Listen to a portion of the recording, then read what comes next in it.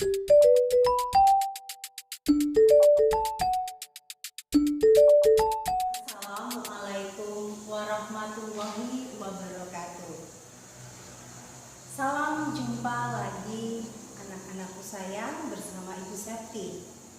Kali ini kita akan membahas tentang ide pokok.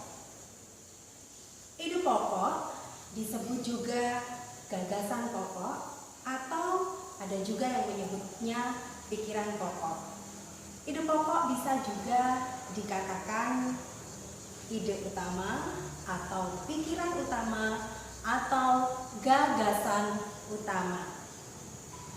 Ide pokok adalah hal yang dibahas atau yang diungkapkan pada suatu bacaan atau pada paragraf. Ide pokok ada 3. Ide pokok yang berada di awal paragraf disebut deduktif, dan ide pokok yang berada di akhir paragraf disebut induktif. Dan yang ketiga adalah ide pokok campuran, bisa berada di tengah dan di awal atau di tengah dan di akhir. Tetapi untuk ide pokok campuran, untuk siswa sekolah dasar biasanya tidak pernah keluar dalam soal bahasa Indonesia. Ya, anak-anak bisa memperhatikan teks yang sudah bisa ditulis. Kita akan membahas tentang ide pokok yang berada di awal paragraf. Ide pokok biasanya berada pada kalimat utama. Kalimat utama bisa berada di awal atau di akhir paragraf. Jadi kalau ada soal untuk mencari ide pokok, anak-anak langsung menuju ke awal paragraf atau di akhir paragraf. Contoh ide pokok yang berada di awal paragraf atau deduktif adalah kita bisa mencegah terjadinya polusi dengan berbagai cara. Ini adalah ide pokok. Ide pokok itu bersifat umum atau bersifat luas. Jadi kalimatnya masih bisa dijelaskan lagi ke kalimat-kalimat penjelas. Ini adalah ide pokok dari paragraf yang sudah bisa ditulis sampai ini. Ide pokok tadi berada di kalimat utama.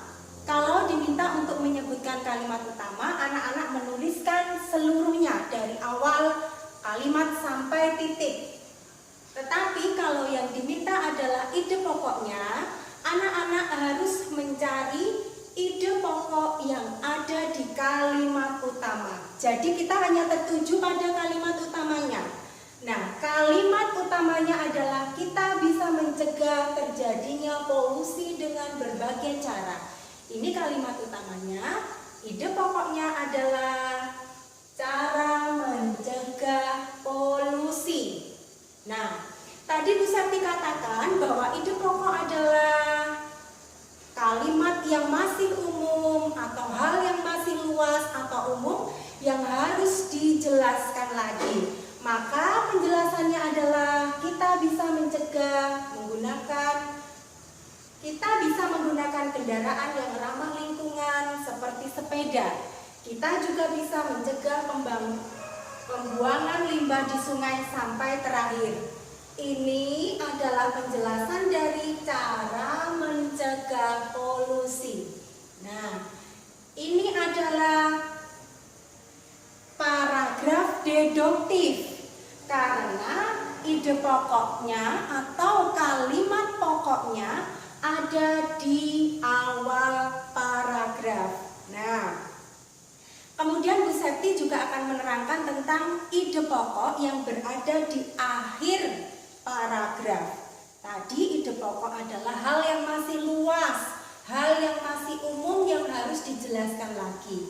Nah, kalau paragraf induktif itu kalimat utamanya ada di akhir paragraf. Jadi kuncinya adalah dijelaskan dulu kalimat penjelasnya. Yang kecil-kecil dulu dijelaskan, dituliskan, baru diakhiri dengan kalimat yang luas atau kalimat yang umum.